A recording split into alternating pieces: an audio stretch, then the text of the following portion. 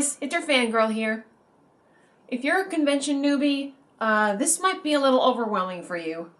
I have in my hands a basic graph for some sort of what a convention schedule looks like. Look at this.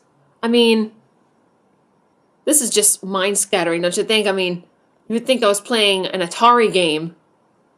I can barely read the letters on this. It's just so overwhelming. Obviously, there's so much shit to do. You can't cover it all. But, yeah, some are oddly specific, but some are very common amongst all the conventions across the world. And that's what today's video is about.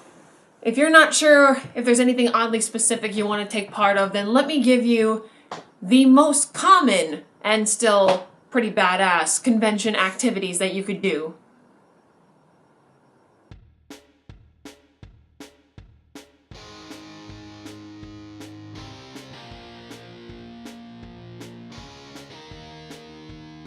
The first one is ceremonies. Most conventions have opening and closing ceremonies. The opening one takes place, obviously, the first day. Everybody is rounded up, they're getting excited, they're introducing you to everything that's going to go on that you're looking forward to, and they're getting you pumped up for the weekend. Get all that energy in place if you haven't taken your energy drinks yet. And then in the end, by the time you get to the closing ceremonies on the last day, most of that energy is pretty much well spent, but they still try to get you pumped up and excited for the next year. But although most people by then have already either gone home or trying to do last minute shopping, or they're pretty much just... But remember, what's important is that you did make the most out of it. Right? Right? Second activity, panels and workshops. This activity is extremely diverse. There's hundreds of these types to choose from. Do you want me to show you the schedule again? There are many different types of panels and workshops for you to choose from depending on your interests.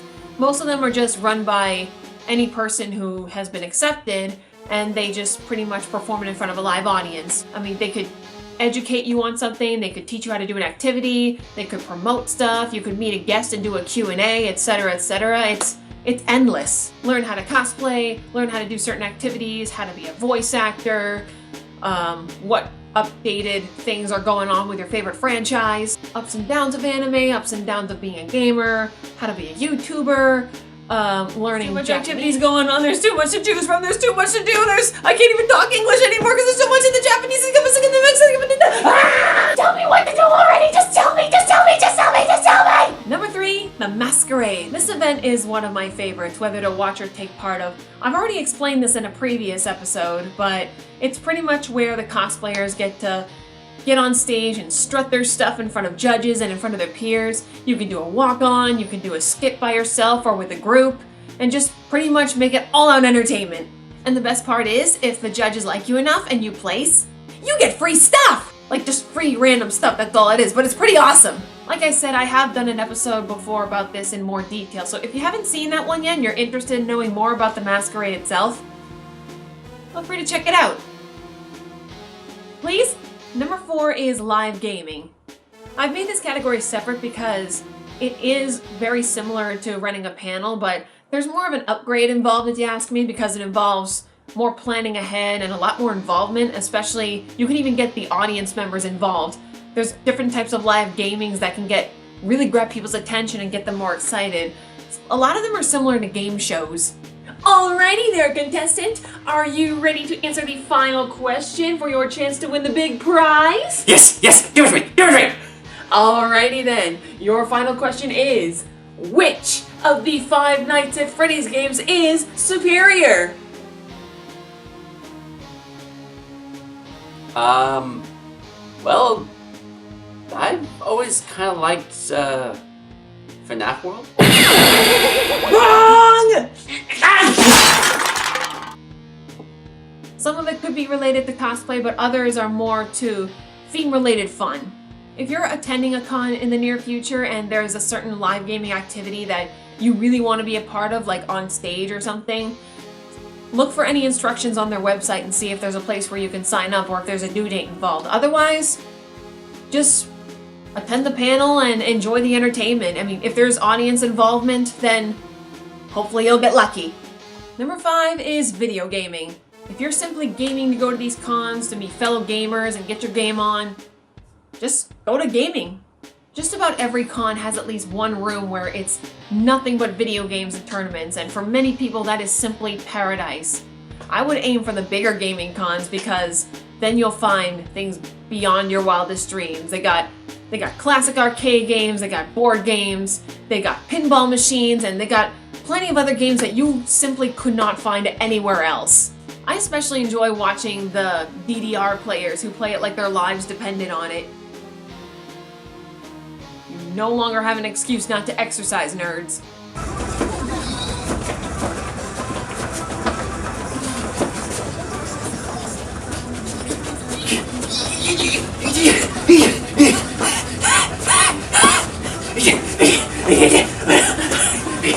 Number 6 is photo gathering. If the convention has a good enough location, and if you're lucky enough to have good weather involved, then there will be a lot of cosplayers who will come far and wide just to find the exact perfect spot for the exact perfect shot of their work. Or, if you're going and you know there's going to be a lot of people cosplaying the same franchise as you, then there's nothing better than gathering all those similar characters together and trying to outclass your class picture to have one hell of a shot. Represent! But don't overdo it. We don't want anything like the bleached Naruto crash photo shoot of 07.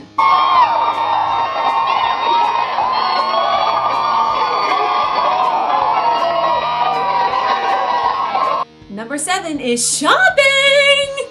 Souvenirs, dealers' rooms, lots and lots of stuff. Artist alley, marketplaces, rah, rah, rah! Plushies, wall scrolls, t-shirts, weapons, props, costumes, DVDs, t-shirts. I said t-shirts already. Comics!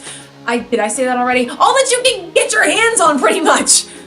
But once again, don't overdo it. The excitement can lead you to forget about your budget. And also, sometimes the excitement can lead you to buy things that you may not be expecting. Number 8 can be the best part too. The guests! The reason why I have this category separate is because it varies. I mean, depending on which con you go to and which guests are going to be there and how much you're really determined to shake their hand or get their autograph, you could end up spending like half the weekend trying to reach that goal.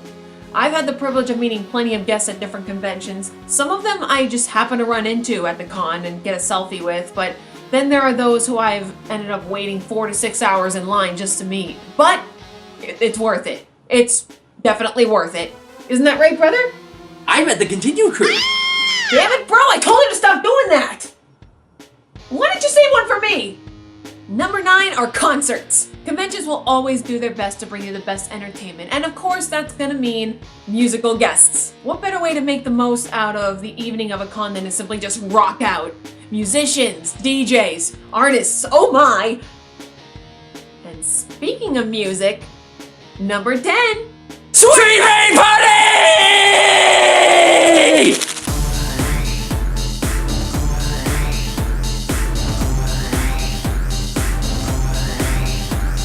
What better way to finish off your weekend than have music and pretty colors flashing everywhere and just an excuse to let out all the energy? It's perfect, right?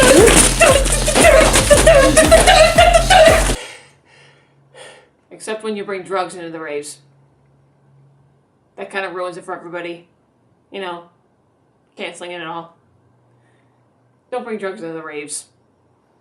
Don't do drugs. Drugs are bad. Okay, so that's all we got for you today. Thank you all so much for watching. If you like what you see, you want to see more, maybe more pretty colors, play with the buttons below. Like, comment, subscribe. Feel free to check out Game Savvy as well, hosted by this guy here. And well, I'll see you next time. So, stay savvy, everybody. Love you guys. Bye-bye. Bye. Bye-bye.